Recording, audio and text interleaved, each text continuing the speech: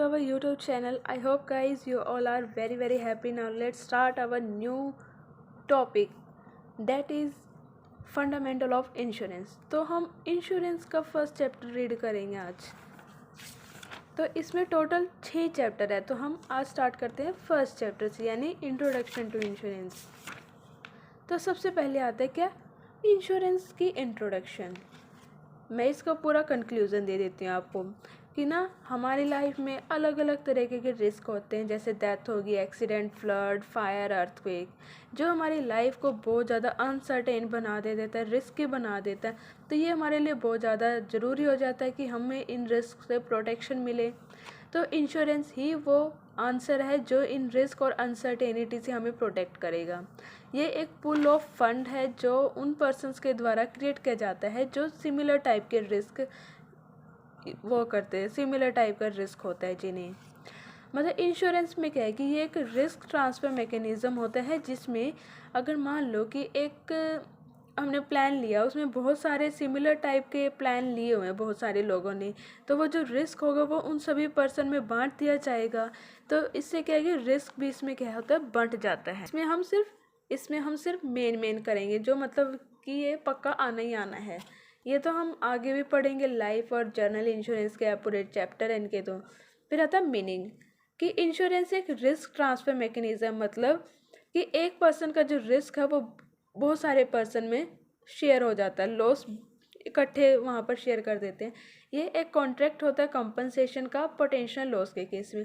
Loss life से भी related हो सकता है, प्रॉपर्टी से भी रिलेटेड हो सकता है, बट पर्सन कंपनसेशन लेने के लिए वो एक कॉन्ट्रैक्ट में इंश्योरेंस कंपनी के लिए मतलब उस कंपनी के साथ एंटर करते हैं एक पर्टिकुलर लॉस के लिए.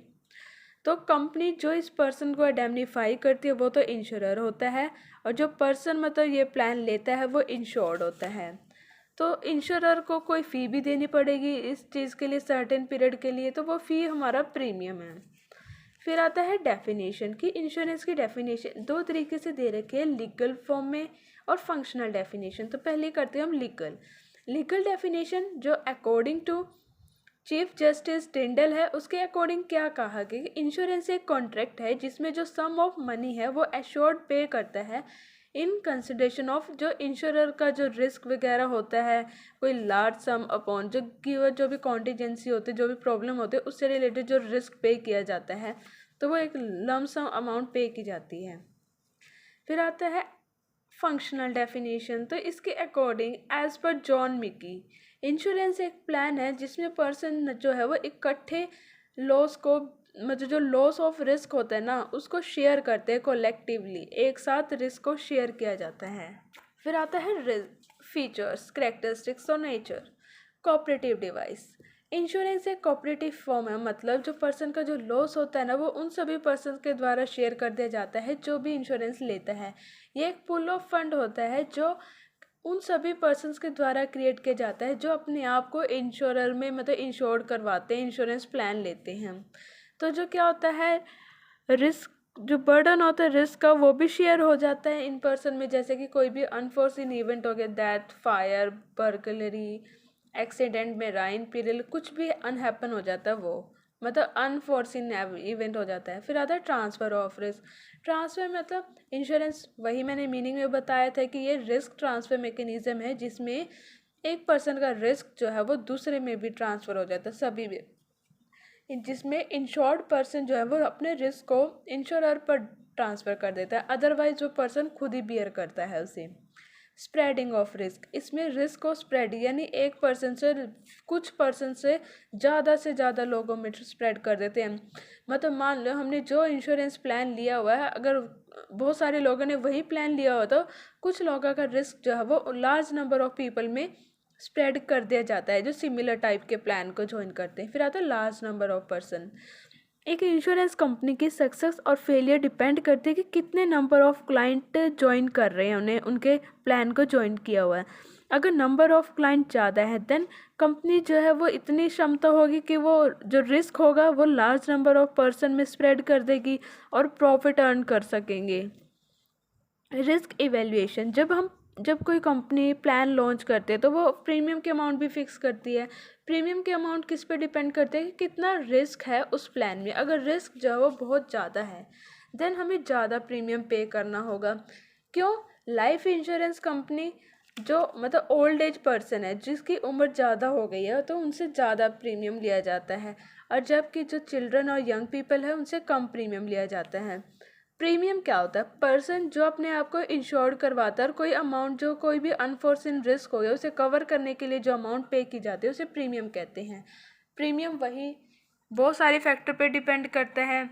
एज, क्या एज है उस पर्सन की, अमाउंट ऑफ रिस्क कवर, कितनी अमाउंट कवर की जा रही है, क्या नेचर है जॉब का। फिर आता है इंश्योरेंस इज सर्विस। इंश्योरेंस एक सर्विस है क्योंकि इसमें कुछ हम कोई गुड्स थोड़ी प्रोड्यूस कर रहे हैं, ना ये कोई टेंजिबल आइटम है जिसे हम एक्सचेंज कर रहे हैं। इंश्योरेंस में क्या है कि सिर्फ कॉन्ट्रैक्ट हम कर रहे हैं, कुछ भी वहाँ पर रिसीव नहीं हो रहा है इंश्योरेंस पॉलिसी के अलावा। कोई भी टेंजिबल गुड्स यहाँ पर हम एक्सचेंज नहीं कर रहे कंसिडरेशन के लिए। तो कंपनी यहाँ पर गारंटी देती है पर्सन को, इंडेमनीफाई मतलब प्रोटेक्शन देती है उसे। उसके बाद आता है insurance is not a gamble. Insurance कोई गैम्बल थोड़ी है। इंश्योरेंस और गैम्बलिंग दोनों एक जैसी दिखती तो है लेकिन होती नहीं है। दिखती कैसे है सेम? क्योंकि दोनों ही कॉन्ट्रैक्ट है, दोनों ही क्या है रिस्क के साथ डील करते हैं और पेमेंट पे की जाती है पुल ऑफ फंड से। बट डिफरेंट क्यों है? गैम्बलिंग एक गैर कानूनी एक्टिविटी है जबकि इंश्योरेंस लीगल एक्टिविटी है। गैम्बलिंग स्पेकुलेटिव यानी जो सट्टे वगैरह लगाते हैं वो रिस्क होता है, बट ये प्योर रिस्क होता है, ये नहीं कि कोई झूठा मोटा रिस्क हो या बेफिजूल का। गैम्बलर जो है वो बेफिजूल के रिस्क के लिए पे करते हैं, जब इंश्योरेंस जो है वो नेसेसरी जो ज़रूरी रिस्क होता है उसके लिए पे करता है प्रीमियम। गैम्बलिंग में क्या होता है कि पर्सन रिस्क खुद के लिए क्रिएट करता है और उस रिस्क को वो अवॉइड करता है। इंश्योरेंस जो है वो एक शांति प्रोवाइड करते हैं हमें, जो भी हमने रिस्क वगैरह उसके खिलाफ, जबकि गैम्बलिंग में ऐसा कुछ भी नहीं है। इंश्योरेंस में हमें पीस ऑफ माइंड मिलता है, उसमें नहीं मिलता। Insurance is not a charity, ये चैरिटी नहीं है। क्यों? कंसिड्रेशन एक मेन पॉइंट है इन दोनों के डिफरेंस बिटवीन का। चैरिटी हम बिना कंसिड्रेशन के देते हैं, इंश्योरेंस जो है वो कंसिड्रेशन में प्रोवाइड की जाती है। जो पर्सन या इंस्टीट्यूशन जो इस चैरिटी को रिसीव कर रहा है वो कोई प्रोटेक्शन नहीं दे रहा है जो पर्सन ने उसे चैरिटी दी है। बट इंश्योरेंस में क्या होता है? इंश्योरेंस कंपनी जो है वो प्रोटेक्शन प्रोवाइड करती है उस रिस्क के खिलाफ।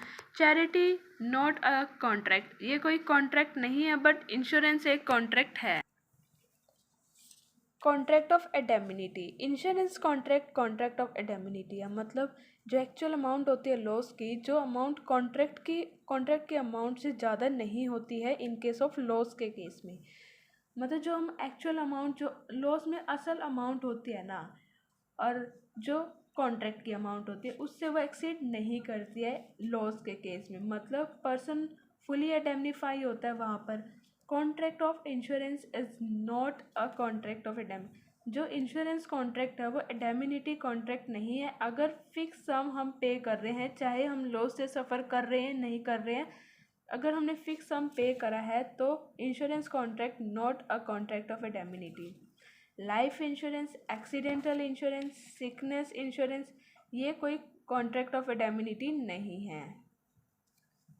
फिर आता है अटमोस्ट गुड फेथ, यानी कॉन्ट्रैक्ट ऑफ यूबरमी फिडी, यानी जो कॉन्ट्रैक्ट है वो अटमोस्ट गुड फेथ। मतलब एक पर्सन को दूसरे पर्सन के बारे में वो सभी जानकारी होनी चाहिए जो एक कॉन्ट्रैक्ट में होनी चाहिए, कोई भी रिस्क वगैरह। जैसे मान लो दोनों पार्टी को ना एक दूसरे के बारे में पूरी नॉलेज होनी चाहिए, सब कुछ पता होना चाहिए। अगर हम कोई इंश्योरेंस ले रहे तो हमें बतानी चाहिए ना, हमें कोई अगर बीमारी वगैरह है अगर उससे डेथ हो जाती है तो। जब इंश्योरेंस पूरे सच जानता होता है तो वो इस पोजीशन में जज कर सकता है कि रिस्क को वो एक्सेप्ट करेगा या नहीं करेगा। अगर वो रिस्क को एक्सेप्ट करता है तो क्या प्रीमियम अमाउंट चार्ज की जानी चाहिए। उसी तरीके से अगर इंश्योर्ड एबल है उस सारी कंडीशन जानने के लिए उसे पता लग जाती है तो वो भी डिसाइड कर सकता है कि उसे कॉन्ट्रैक्ट में एंटर करना है या नहीं करना है। Insurance contract is a type of journal contract. Insurance contract एक तरह का जर्नल कॉन्ट्रैक्ट है जो इंडियन कॉन्ट्रैक्ट एक्ट 1872 के अंदर कवर किया जाता है। किस में किया जाता है? Indian contract act 1872। तो इस एक्ट के सेक्शन 10 के अकॉर्डिंग एग्रीमेंट क्या है? फ्री कंसेंट ऑफ पार्टीज है, लॉफुल कंसिडरेशन है, इसमें लॉफुल ऑब्जेक्ट है। सिंस इंश्योरेंस कॉन्ट्रैक्ट में वो सभी रिक्वेस्ट साइट है जो हमें चाहिए, तो ये एक कॉन्ट्रैक्ट है। तो आज की वीडियो में बस इतना ही। आई होप गाइज आपको ये वीडियो अच्छी लगी होगी, यूज़फुल लगी होगी। तो लाइक शेयर एंड कमेंट ज़रूर कर लेना और बेल आइकन को भी ज़रूर दबा देना, ताकि अगर आगे कोई मेरी आगे नवी नवी जो वीडियो आएंगी उसका आपको नोटिफिकेशन पहले ही मिल जाएगा। सो अगर कोई भी डाउट है तो आप कमेंट सेक्शन में बता सकते हैं। Thanks for watching my video.